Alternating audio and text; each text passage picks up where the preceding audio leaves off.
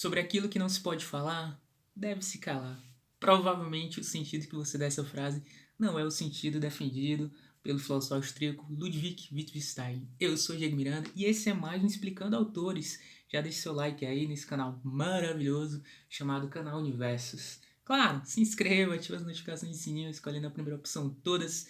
Dê uma passeada nessa playlist de vídeos que sai às segundas-feiras às 18 horas sempre. E porque já passou muita gente bacana por aqui. Como de praxe, a gente vai conversar um pouco mais sobre as ideias desse teórico aqui, austríaco, chamado Wittgenstein, que já apareceu no Minutos Filosóficos, né? Dê uma conferida aí. Tanto a playlist Minutos Filosóficos quanto essa playlist de Explicando Autores vai aparecer no final do vídeo, então dê uma passeada aí no canal, ajude o canal Universo a ter mais horas de exibição de vídeo.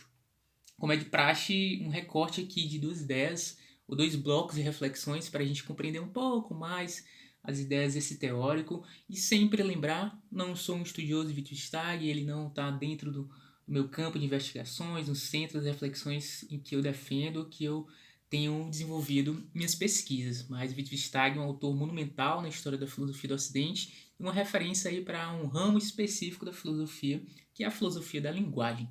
Dito isso, vamos para a primeira reflexão.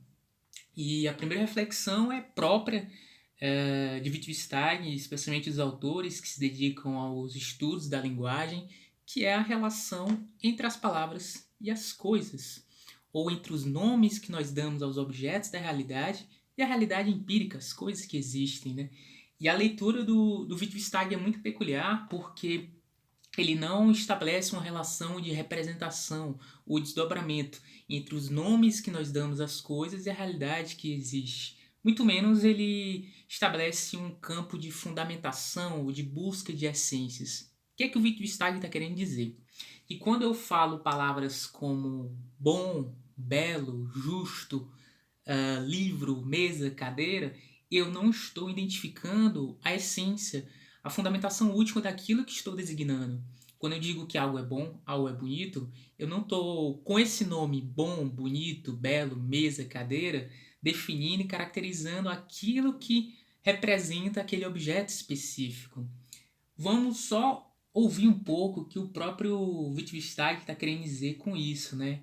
Com esse afastamento de uma fundamentação última, uma busca por essência através dos usos da linguagem. Porque, na verdade, para o austríaco, né, a interpretação e análise da realidade, o uso dos nomes, se dá pelos diferentes usos e jogos de linguagem que nós podemos realizar nas diferentes práticas e contextos da vida.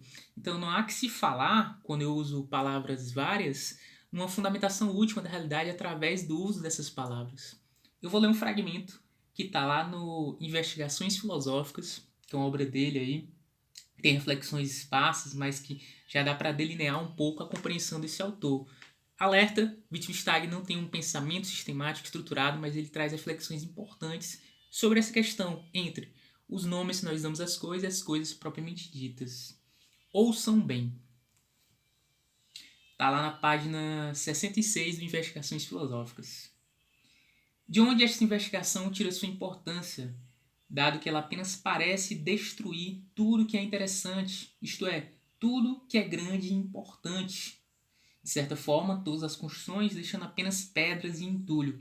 A proposta Wittgensteiniana, né, de filosofia e de linguagem é de desconstrução, porque para ele, boa parte da filosofia até então no Ocidente caía em campos metafísicos de explicação da realidade, nessa relação entre as coisas e os nomes que nós damos às coisas. Para o Wittgenstein, boa parte da tradição da filosofia no Ocidente estava em busca dessas essências e fundamentações últimas. E a gente pode pegar um exemplo máximo disso, que é a filosofia do Platão. Né? O Platão, quando nos seus diálogos, né, quando utiliza essas expressões de bom, belo e justo, sempre está em busca daquilo que define a qualidade da bondade, da beleza, da justiça.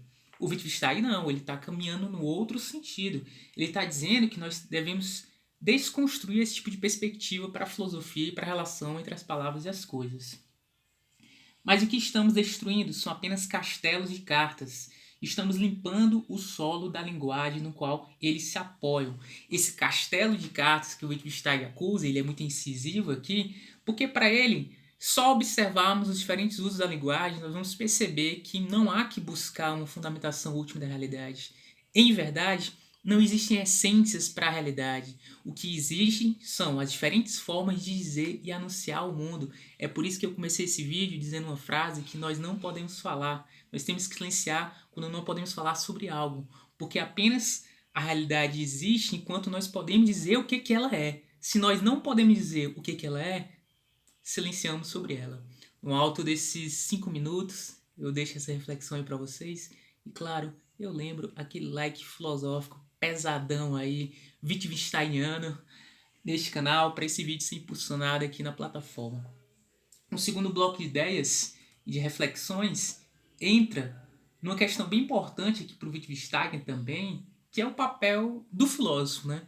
Ora, se não há que se buscar uma fundamentação última, né, da realidade, na relação entre as palavras e as coisas, o que é que o filósofo vai buscar então nessas reflexões, nessas essências, nessas fundamentações, já que é tão próprio da filosofia, em diferentes ramos, em diferentes épocas da construção da filosofia no Ocidente, essa coisa de buscar fundamentações, né, respostas últimas da realidade sobre questões e problemas.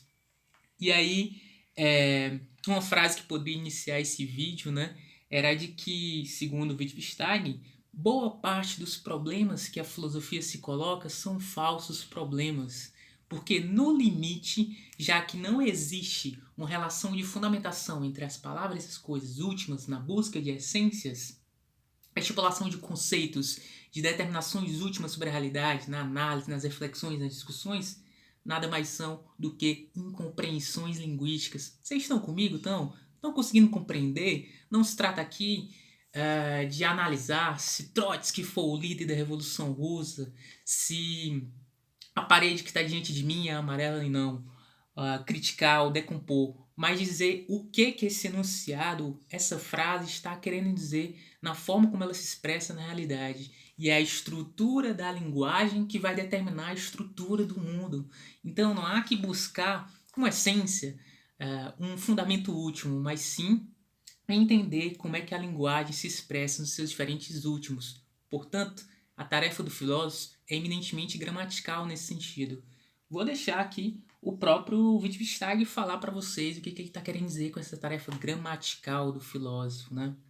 Ouçam bem.